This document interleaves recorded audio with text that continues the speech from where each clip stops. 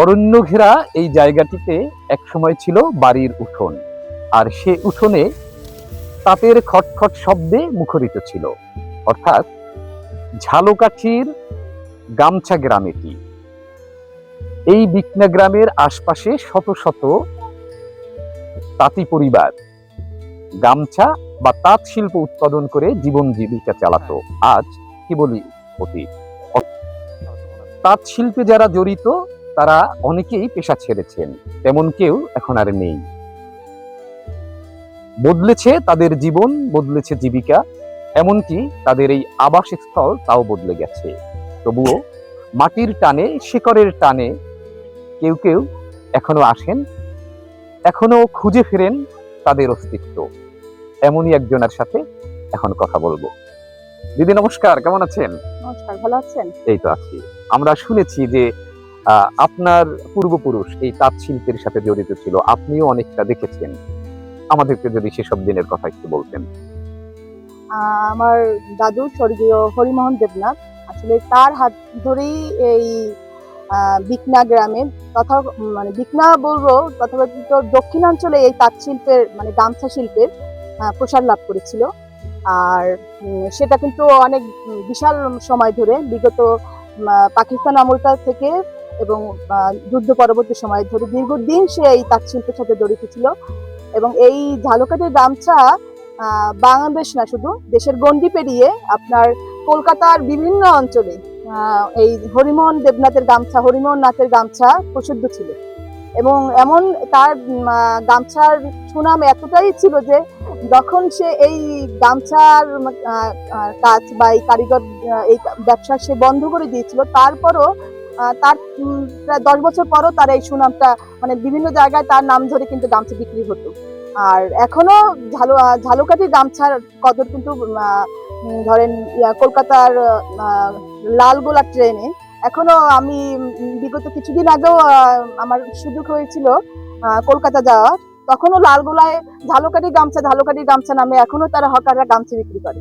এবং এই ঝালকাঠির গামছার কিন্তু সূত্রপাত বা এই সুনাম কিন্তু এই আমার দাদু প্রয়াত স্বর্গীয় হরিমোহন নাথের হাত ধরেই। মানে আমার বাবা, আমার জেঠু, আমার যে পরিবারের সবাই কিন্তু এই মানে ছোটবেলা থেকেই এরা এই গামছার সাথে জড়িত ছিল।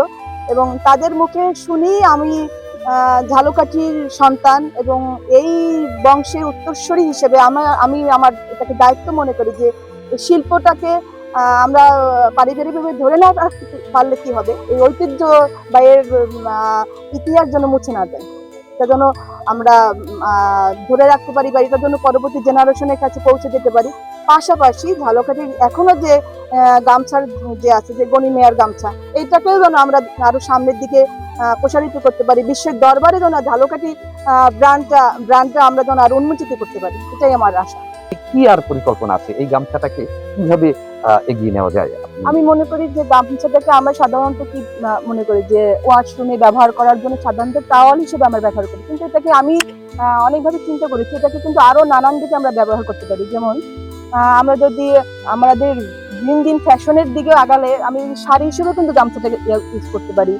আমি আমার মানে সালোয়ার কামিজের মানে সেই ফ্যাশনেও কিন্তু আমরা গামছাটাকে ইউজ করতে পারি। এটা নানাবিধ আমি বিভিন্ন জায়গায় গামছাটাকে যেন মানে আরো এর ব্যবহারটাকে আরো প্রসারিত করা যায়, শুধুমাত্র টাওয়াল হিসেবে ব্যবহার না করে বিভিন্ন এর জন্য ব্যবহার বিধি যেন আরো বাড়ানো যায়, প্রসার করা যায়।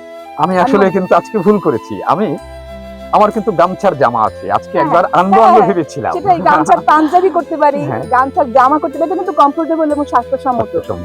আমি অনেক বড় বড় গামছা কিনে দিয়েছি আমার ওয়াইফকে, আমি বলেছিলাম যে তুমি সালোয়ার কামিজ বানাও, 3 পিস হোক এটা থেকে। আমার তো মনে হয় যে এটা থেকে এটা আমাদের দেশের গন্ডি পেরিয়ে বা বিদেশেও এই এত কমফোর্ট সুতো, এত সুন্দর ড্রেস কোথায় পাবে? অথেন্টিক পণ্য, হাতে বানানো, এর ছোঁয়া কোথায় পাবে? আর এটা আমরা যদি ফ্যাশনের দিকেও আগাই এটা নিয়ে নতুন ভাবে, তাহলে মনে হয় আরো আমরা এই গামছাটাকে আরো নতুন দিক আমরা দেখাতে পারবো। গামছা শিল্পের অগ্রযাত্রায় যদি আপনারাও থাকেন আমাদের সাথে, আওয়াজ করুন, থাকুন আমাদের সাথে, থাকুন আমাদের সাথে।